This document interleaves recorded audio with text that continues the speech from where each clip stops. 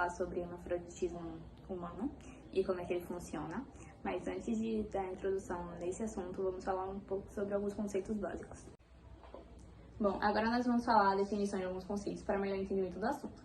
Vamos começar pelo DNA, que é um tipo de ácido nucleico que possui destaque por armazenar a informação genética da grande maioria dos seres vivos, ou seja, toda a informação genética que temos nos corpos está presente no DNA.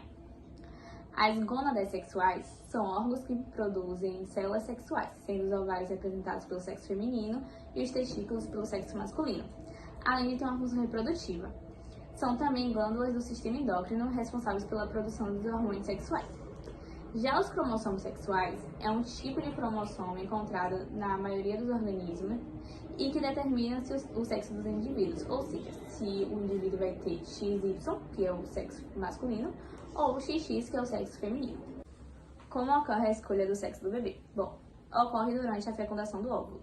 É feita através dos cromossomos sexuais, os espermatozoides XY e o gameta feminino XX. Sabemos que a espécie humana ela tem cerca de 46 cromossomos ao totais, sendo que 23 desses cromossomos serão doados pela mãe, no óvulo, e os outros 23 serão doados pelo pai no espermatozoide. Como as mulheres elas possuem cromossomos homólogos, ou seja, XX, elas não determinam qual será o sexo do bebê. Essa função fica pela responsabilidade do pai, já que eles possuem cromossomos diferentes, então ele pode doar tanto o cromossomo X ou o cromossomo Y, definindo se o bebê será do sexo feminino ou masculino. O hermafroditismo é uma condição na qual o indivíduo ele nasce com os dois órgãos sexuais, tanto feminino quanto masculino, devido a um distúrbio fisiológico das gonádadas sexuais, que podem ser através de uma fusão, né, entre o testículo e o ovário, chamado de ovóstasis, ou através das gônadas opostas, que é um desenvolvimento inverso da expressão gonadal e do sexo genético.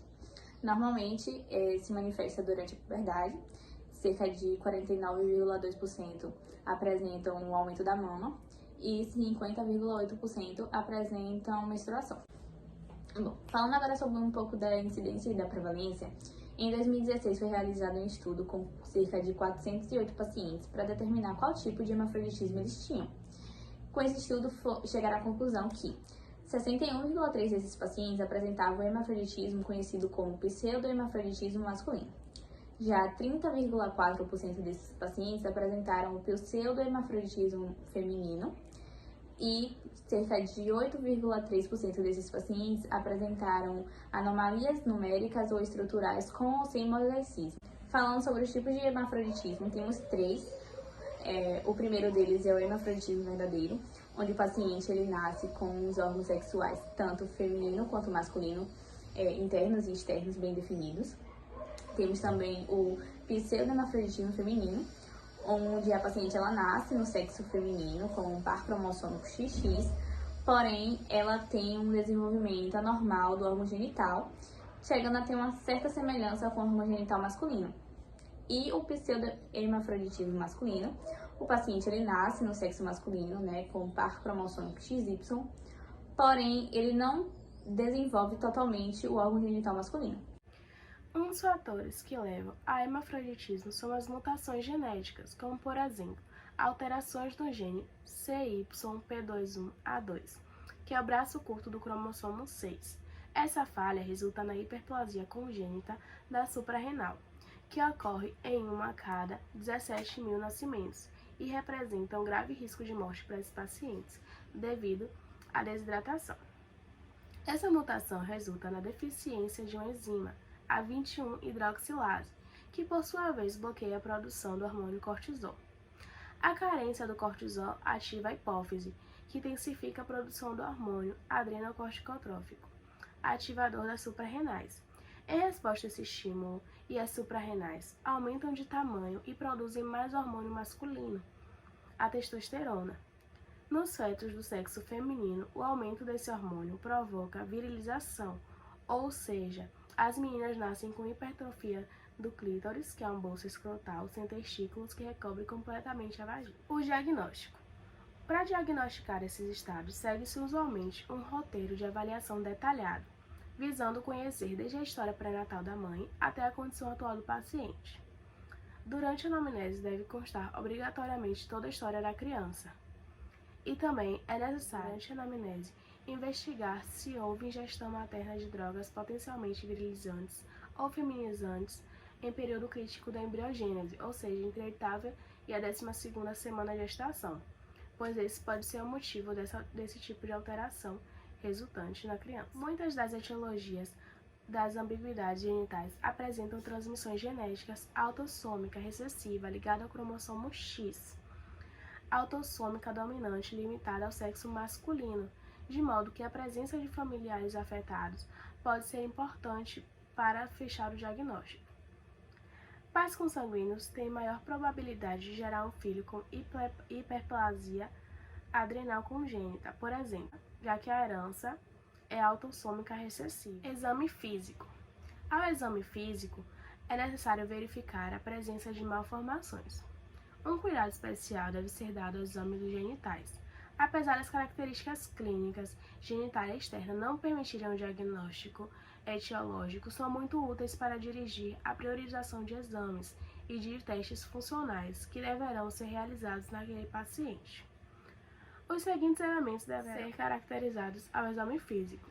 As gonadas, como a localização, tamanho e consistência. Gonadas palpáveis em bolsa lábio-escrotal ou são testículos ou ovotestes, constituindo-se no elemento mais elucidativo do exame físico.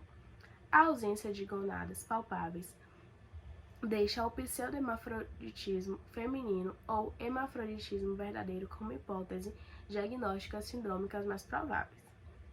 A presença de gonadas indica pseudohermafroditismo masculino, como causa sindrômica mais provável. Quanto à consistência, a palpação de um polo mais macio e mais rígido pode levantar a suspeita de tecido ovariano e testicular presentes, portanto, hermafroditismo verdadeiro. O tratamento é a questão de maior importância de crianças com diferenciação sexual anômala, é a escolha do sexo de criação. É a partir daí que todas as outras condutas no tratamento clínico e tratamento cirúrgico, além do sexo social, o diagnóstico etiológico e as condições anatômicas presentes, permitindo a abordagem clínica eficiente, desempenham parte importante nessa decisão.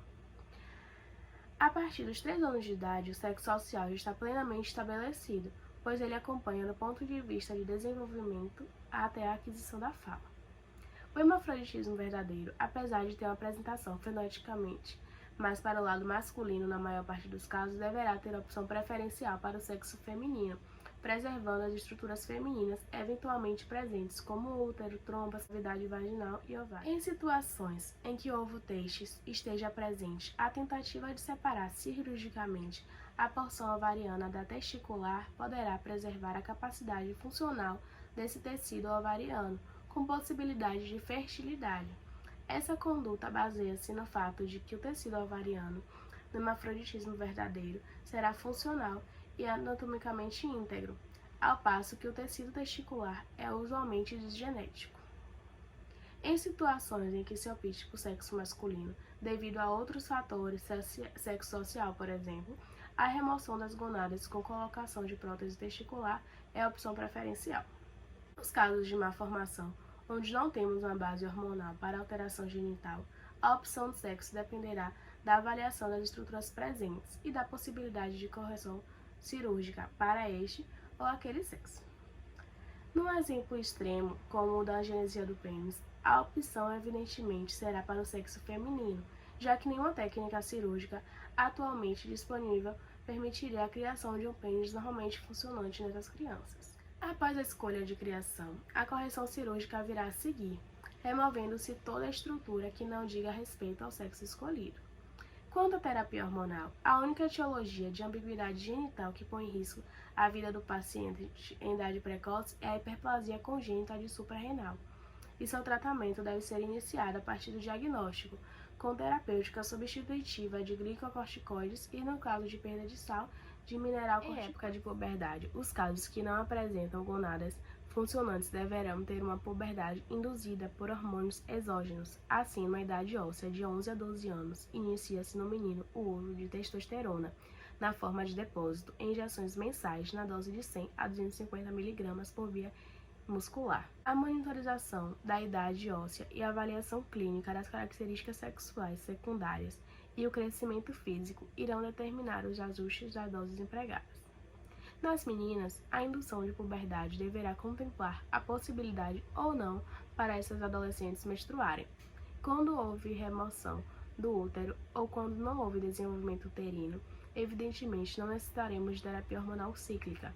O uso de estrogênios conjugados em esquema contínuo permitirá um bom avanço das características sexuais secundárias. Quando a possibilidade de menstruação existe, a terapêutica com estrógenos e progesterona deve ser instituída. O esquema utilizado é estrógeno do dia 1 ao 23, na dose de 0,3 a 0,625 mg e medroxiprogesterona, na dose de 2,5 a 5 ml, dia 17 a 23. Nenhuma medicação é administrada entre os dias 24 e o primeiro dia do ciclo seguinte. Um esquema alternativo é o uso de 3 semanas de estrógeno, 0,3 a 0,625 mg por dia, seguindo de uma semana de progesterona, 2,5 a 5 mg por dia, iniciando-se a seguir um novo ciclo de 3 semanas de estrógeno. Temos a opção de uso de estrógenos transdérmicos, associada à progesterona, quando queremos instruir ciclos menstruais. Um aspecto importante do tratamento é o segmento psicológico que essas crianças e os familiares deverão ter. As dúvidas que surgirem, tanto para os familiares quanto para a próxima criança, devem ser respondidas por uma equipe treinada. A consulta deverá dispor tempo adequado para que possa expressar claramente suas questões, seus medos, inseguranças, e o papel da equipe multidisciplinar é de dar apoio e de acolher. É isso, espero que tenha gostado e tenha entendido o assunto. Até a próxima.